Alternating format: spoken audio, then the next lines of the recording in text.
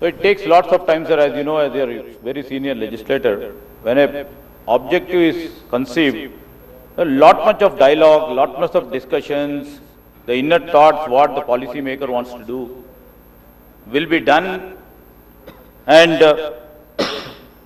this scope of work of preparing a DPR, आपको भी मालूम है DPR बिना बता के, बिना करके भी बहुत सारे प्रोजेक्ट्स लिए, आपको भी पता है।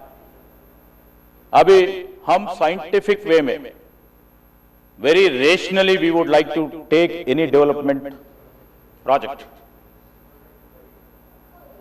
ये DPR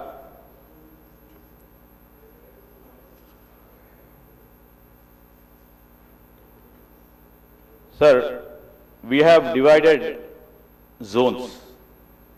First, zone 1, zone 2, zone 3, zone 4, zone 5. Zone 1, what I says, 21 kilometers ka hai. You know, all these days, lots of exercise has been done. Now, the DPR is on the process, and DPR will be completed in next 4 weeks. And we are hopeful, and we are taking very serious steps that the works will begin in February, March of 2026.